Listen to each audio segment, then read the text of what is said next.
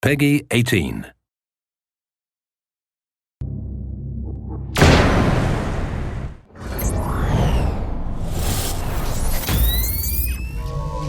What's going on, guys? I'm Zach Cooper, your Splinter Cell community developer. We're here outside Ubisoft Toronto, and today we are going to get our hands dirty. We are going to go inside the combat of Splinter Cell.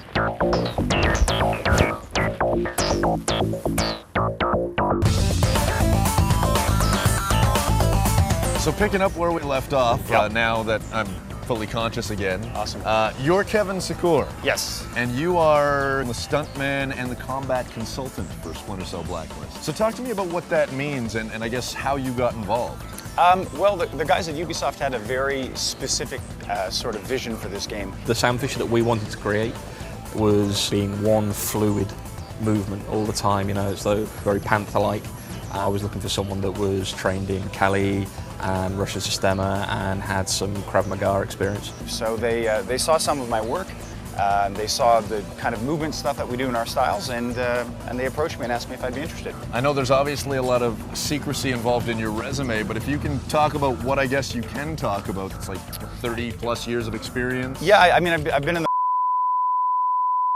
it all blends together. And what are we talking about when we talk about martial arts? For you in particular, what do you use? What arts have sort of come together to make up Kevin Succour's? It's tough. I mean, I started, karate, jiu-jitsu, kung fu, Russian Sistema, Kali, and some Silat, Muay Thai, ground wrestling, plus a lot of law enforcement and defensive tactics training. So just a little bit.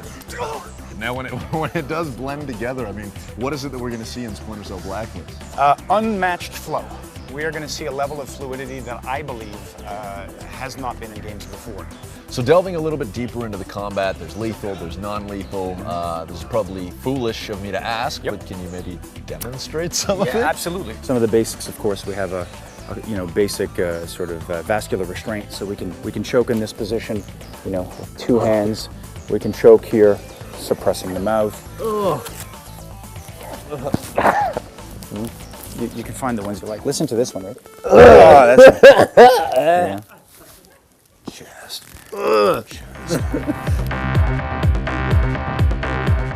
From there, we'd get obviously into the neck break, so there's different ways of using the hands, using the forearm, even using levers in this way to break. So those are some of the basic lethal.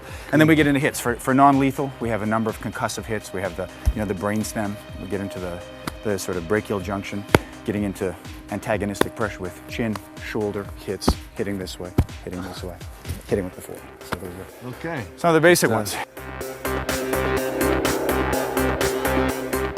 Few of them. Let me sort of regain some of that. That's good. Wicked. Math comes back. All right, so the knife is obviously back. That's It is. a pretty big deal. Talk to me about the karambit, I guess. Yeah, well, traditionally Sam was using more of a sort of a straight blade style weapon, which was great, but we made the movement towards a karambit. So this is a traditional karambit. It's an Indonesian blade. The distinctions of the karambit, first and foremost, is that it has this ring into which you can insert your first finger. The main reason for that is to facilitate retention. The inner edge can be used for hooking actions, rending, tearing, and the outer action, because of the arch, has a more sort of fluid curve. And the curved blade gives you all of the same sort of impaling and stabbing capacities as a straight blade. So one of the distinctions, because of that curve, it allows me to sort of use it to sort of emphasize, I could be going for tendon slices, but using it for quite good control. I can be accessing muscles in the neck, whatever the case is. So it gives you a lot more. One of the options you're going to be seeing Sam using quite often is sort of can openers, where he can use the, for either intimidation or actually, impaling and using it as a handle. Sam is using a markedly larger than conventional size, but that's still shorter than a lot of traditional battlefield karambits, and he has a serration on the back as well, so it gives you some different options for manipulation. And this one's obviously for the mocap. This is for mocap. That's why we have the mocap markers on it, so that you can see it in operation. And it's all in keeping with this notion that Sam is like a panther. And so one of the traditional names for a karambit is the panther's claw. And so it fits very much with the stealth elements. We probably could have demonstrated with that one on me. We might have been able to, yeah. We have Kevin and Eric working together, and it becomes difficult to kind of tell who's doing which movements at times. The first day on set, I remember seeing them walking side by side, and in between takes and everything, they were just training. and it was like we were trying to get them together as much as we possibly could. That ended up helping Eric think almost what would Kevin do, but then they've both started to think together what would Sam do. Eric is an absolute gift to this game. He's a joy. I mean, he's a student. He's passionate. He's open. He's put in so much time in his tactical training, in learning the craft. And, you know, I'm not a stunt guy. I'm a defensive tactics guy that was brought in. So the first faux pas that I make is I'm big into contact a lot of times. Eric doesn't shy away from it. He goes towards it. There's never been an instance in this game when Eric has done anything other than surprise me with how quickly he's evolving.